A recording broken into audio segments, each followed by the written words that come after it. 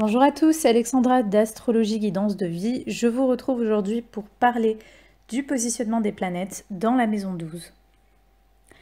Alors la maison 12, dernière maison du zodiaque, est une maison, c'est peut-être la maison la plus étrange de tout le zodiaque parce qu'elle parle vraiment d'une énergie immatérielle. C'est-à-dire que on vit quand même enfin, pas partout dans le monde, mais on va dire que dans nos pays un peu modernes, on est très axé sur un aspect très concret, très matériel de l'existence. Donc on a plutôt l'habitude d'activer, ou en tout cas la société nous pousse davantage à activer cette matérialité, ce côté un peu concret, direct, palpable de notre vie. Alors qu'avec la maison 12, on se connecte vraiment à ce qui est... Alors c'est là où on peut se connecter aux rêves, c'est là où on peut être rêveur, c'est là où on peut être imaginatif. Hein. Donc c'est une maison, c'est un secteur de vie qui peut être très très fertile pour les artistes, par exemple. Mais c'est là aussi où on se connecte parfois à des mondes subtils, au monde de l'astral.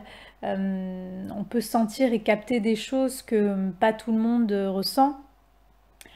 Donc c'est une maison notamment associée au karma. Donc elle a aussi un côté très très subtil. Elle a un côté justement très immatériel. C'est la maison reliée au poisson, à l'énergie de Neptune, qui fait que les personnes qui vont avoir des planètes dans ce secteur de vie vont avoir un peu plus de difficultés à, surtout s'il y en a plusieurs dans cette maison, elles vont avoir plus de difficultés à vraiment s'y retrouver, on va dire, dans l'aspect matériel, concret de l'existence. Parce que c'est là aussi où, dans les moins bons côtés, on peut fuir, on veut s'évader, on veut fuir les responsabilités, la pesanteur de la vie.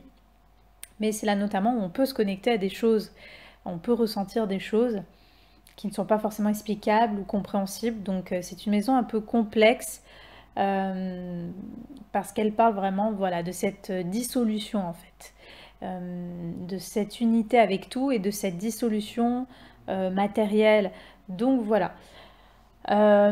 Au niveau concret, si on peut lui attribuer quelque chose de concret, elle a quand même un lien avec tous les endroits clos, par exemple les prisons, les hôpitaux, ça peut être même un temple dans lequel on va se retirer pour faire une retraite spirituelle par exemple. Tous les endroits où on se met en retraite de quelque chose. Voilà, donc la maison 12 nous invite toujours à une introspection, à nous mettre en retraite de quelque chose pour justement toucher, goûter cette énergie matérielle de l'existence qu'on ne touche pas et qu'on ne goûte pas du moment qu'on est toujours dans l'action, dans l'activité et relié à l'aspect concret de l'existence. Donc voilà, c'est une maison qui est un petit peu à part, forcément associée à l'énergie de Neptune. Elle a aussi un lien avec les addictions, les dépendances. Donc c'est aussi là où on peut être dépendant de quelque chose pour certaines personnes. Donc voilà, il y a toutes les thématiques reliées un petit peu à l'énergie de Neptune. Donc on va commencer par parler de la Lune. Donc la Lune, je rappelle, ce sont nos émotions, c'est notre monde intérieur, c'est qui on est vraiment à l'intérieur de nous, c'est ce qu'on ressent, c'est nos réactions émotionnelles, c'est nos besoins, c'est le contexte familial et la perception que l'on a de notre mère. Donc avec une Lune en maison 12, alors la première chose qui me vient forcément, c'est une hypersensibilité. C'est vraiment... si vous avez une Lune en maison 12, encore plus si elle est dans un signe d'eau par exemple, ou qu'elle est en aspect à des planètes d'eau, vous allez vraiment avoir une très très grande sensibilité et plus que sensibilité, une très grande réceptivité. C'est-à-dire vous allez vraiment être une éponge. Donc c'est vraiment important pour vous que vous puissiez, surtout si vous avez un manque peut-être de terre, de l'élément de terre sur le reste de votre thème, mais même si vous avez l'élément de terre, vous aurez cette hyper réceptivité Et c'est très important pour vous que vous puissiez vraiment, on va dire, aller dans des ambiances, aller dans des atmosphères dans votre vie, que ce soit dans des situations, que ce soit dans des activités, que ce soit avec des personnes qui vous rehaussent et non qui vous plombent. Parce que avec une lune en maison 12, on peut vraiment avoir tendance à absorber toutes les émotions, tous les états, toutes les énergies des autres personnes, des environnements, des endroits où on va. En fait, vous êtes hyper réceptif et du coup, vous n'allez même pas vous rendre compte que vous allez un peu prendre, vous allez tout prendre sur vous, tout le monde en fait, tout ce qu'il y a du monde, vous allez le prendre sur vous, vous allez le prendre en vous, vous allez le capter, vous allez le ressentir. Donc s'il y a des choses positives, vous allez le capter, s'il y a des choses négatives, vous allez le capter, et ça va tellement vous impacter émotionnellement que ça peut vous drainer énergétiquement, ça peut vous plomber.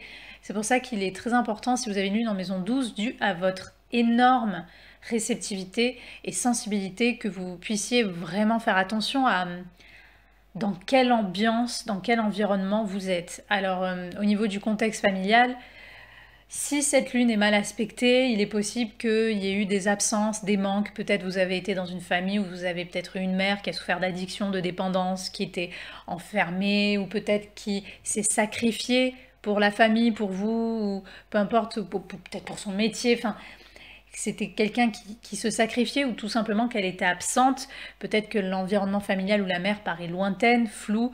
Peut-être qu'il y a des histoires voilà, d'addiction, peut-être qu'il y a des histoires d'abandon. Ou au contraire, parfois peut-être on peut voir peut-être des dépendances. Il peut y avoir une dépendance à la mère, au lien à la mère. Peut-être vous êtes très fusionnel. Peut-être que vous êtes fusionnel avec certains membres de votre famille. Mais voilà, c'est vraiment... La maison 12 est une maison très très sensible, très particulière.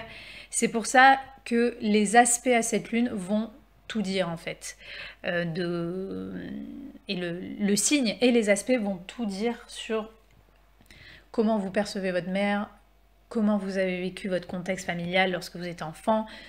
Voilà, peut-être que votre mère a été malade, parce qu'on associe aussi la maison 12 aux grandes maladies. Peut-être qu'elle a été malade, ou il y a eu l'histoire de la maladie peut-être dans le contexte familial. Mais voilà, des fois il peut y avoir, comme j'ai dit, dans les moins bons côtés, dans les choses difficiles, il peut y avoir eu des addictions, il peut y avoir eu des absences, des abandons, des choses cachées, peut-être qu'on ne sait pas trop qui est la famille, peut-être des histoires d'adoption, des secrets de famille. Il peut y avoir eu des choses comme ça, et dans les bons côtés, peut-être tout simplement une mère avec qui vous êtes fusionnel, ou des membres de la famille avec qui vous êtes fusionnel. Peut-être que vous entendez vraiment bien, ou même si vous entendez pas bien, mais il y a ce rapport très proche dans les côtés, on va dire, un peu moins difficiles. Ou que tout simplement, voilà, vous ayez une mère qui a beaucoup donné d'elle-même, qui s'est beaucoup sacrifiée, qui a beaucoup été au service peut-être de sa famille ou dans son activité professionnelle. C'est quelqu'un qui est au service de quelque chose. Peut-être parfois vous avez eu une famille ou une mère qui était aussi un peu spirituelle. Et dans les pires des cas, voilà, il peut y avoir ce côté rêveur, addict, mais aussi rêveur, qui touche pas terre, donc pas fiable. Une mère peut-être qui justement qui a pas les responsabilités, qui prend pas les responsabilités. Donc vous voyez, ça peut se traduire de diverses façons, mais c'est toujours des thèmes en fait en lien à l'énergie de Neptune. Voilà. En tout cas, comme je l'ai dit tout à l'heure, vos émotions sont très très fortes au niveau de la réceptivité. Donc vous pourriez avoir beaucoup de talent pour être artiste, surtout si vous avez un reste du thème qui le montre. Si vous avez par exemple beaucoup d'eau, si vous avez une Vénus qui est forte dans votre thème, vous pourriez avoir de grands talents artistiques. Donc utilisez toute cette inspiration, tous ces mondes imaginaires que vous pouvez ressentir pour créer quelque chose. Par exemple, vous pourriez avoir une grande âme, humaniste, spirituelle. Vous pourriez vraiment vous mettre au service du monde, parce que vous avez cette capacité vraiment à ressentir les choses, à vous dévouer, comment dire, à ressentir tout le bagage karmique en fait de toute la planète, de tous les êtres. Donc il y a une très grande empathie qui peut ressortir. C'est sûr, si vous avez une lune en maison 12, en, je sais pas moi, en Capricorne, carré Saturne et Uranus, il y aura peut-être un peu plus de distance au début, mais voilà, c'est pour ça qu'il faut voir toujours le signe et les aspects, mais dans tous les cas, il y a quand même ce côté très sensible. Il y a cette capacité d'avoir de l'empathie, de comprendre les choses. Peut-être certaines personnes vont travailler dans le milieu médical, vont travailler peut-être dans des hôpitaux, ou vont tout simplement faire des thérapies alternatives pour aider les gens. Voilà, une grande capacité d'aider les gens avec ce genre de placement. Donc, voyez qu'est-ce qu'elle a à dire cette lune en fait, dans quel signe elle est positionnée, quel aspect elle forme, quel est le reste de votre thème, qu'est-ce que sous-tend ces intentions de la Lune en fait. Parce qu'il y a une très très grande réceptivité qui peut être mise au service du collectif, de l'humanité. Après, la maison 12, comme j'ai dit, c'est une maison qui pousse toujours à se mettre en retraite de quelque chose. Parfois peut-être une envie de se mettre en retraite justement de sa famille, de son contexte familial, de s'éloigner. Il peut y avoir un besoin d'être seul. On peut avoir de la difficulté parfois à s'y retrouver avec d'autres gens ou dans le monde tel qu'il est. C'est une société peut-être un peu matérialiste. Voilà, surtout si cette lune est très sensible ou qu'il y a beaucoup de l'élément de l'eau qui ressort de votre thème, vous pourriez avoir du mal à vous y reconnaître et du coup il peut y avoir un grand besoin de se retrouver seul, il y a un grand besoin de solitude, de faire de l'introspection, peut-être si vous êtes... si vous aimez la spiritualité, peut-être que vous allez avoir besoin de, par exemple, beaucoup méditer, vous voyez, toutes ces choses-là, un besoin un petit peu de se retirer en vous et de essayer de capter, de comprendre ce qui se passe en fait en vous. Et parfois aussi, c'est une façon aussi tout simplement de vous couper un peu du monde extérieur, des autres, parce que, surtout avec la lune, comme je vous l'ai dit, c'est très énergivore, vous avez une très grande capacité à absorber, et du coup, ça peut vous rendre très influençable, que vous le vouliez ou non, ça peut vous rendre très influençable. Normalement, vous êtes une personne, bon, si le reste du thème n'ont pas des choses un peu plus égocentriques, mais normalement, vous avez le cœur sur la main, vous êtes une personne très gentille, vraiment très sensible, avec des qualités humaines qui sont très présentes.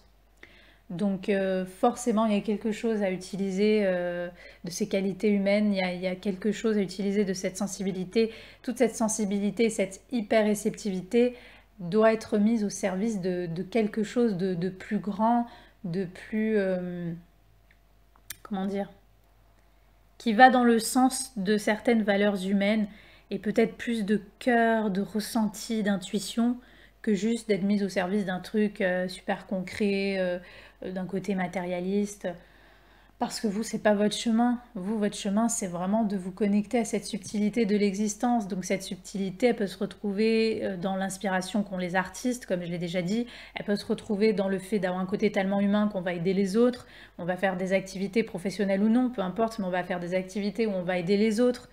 Ou tout simplement, vous pourrez être médium, vous pourrez avoir des intuitions, vous pourriez vraiment ressentir des choses très fortes. Vous êtes un channel, quoi, un canal.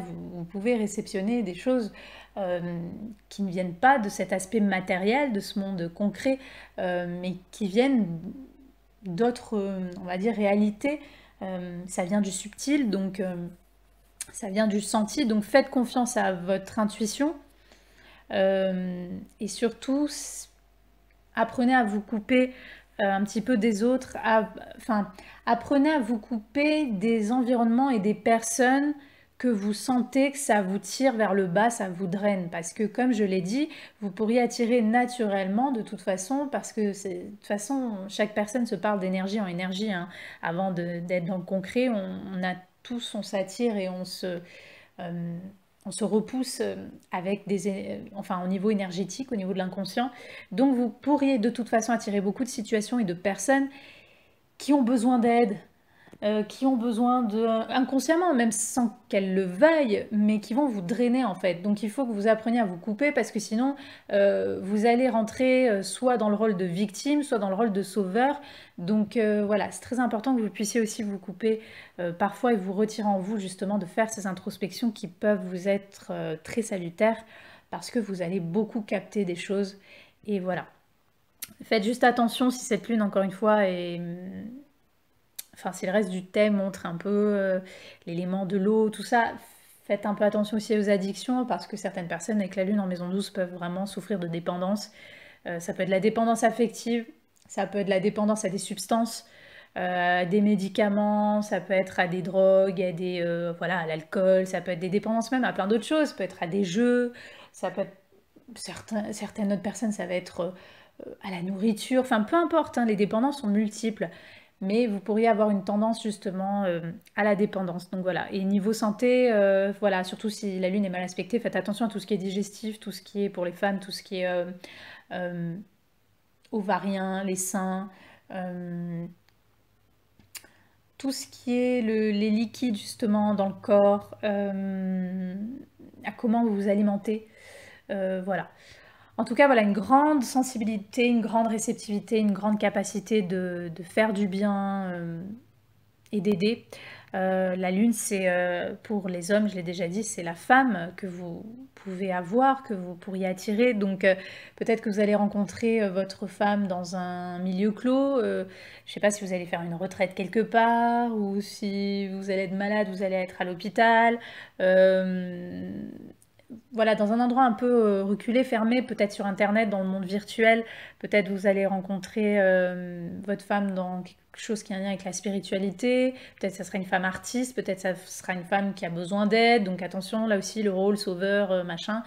Euh, une femme peut-être qui est dépendante de quelque chose, ou tout simplement inspirée, humaniste, spirituelle. En tout cas, vous risquez d'attirer des femmes vraiment très très sensibles. Voilà, ou vous pourriez aimer ce genre de femme. Voilà, j'ai fait le tour, donc voilà, sachez vraiment vous utiliser cette grande empathie dont vous êtes capable, cette grande réceptivité pour quelque chose qui appelle à ces caractéristiques.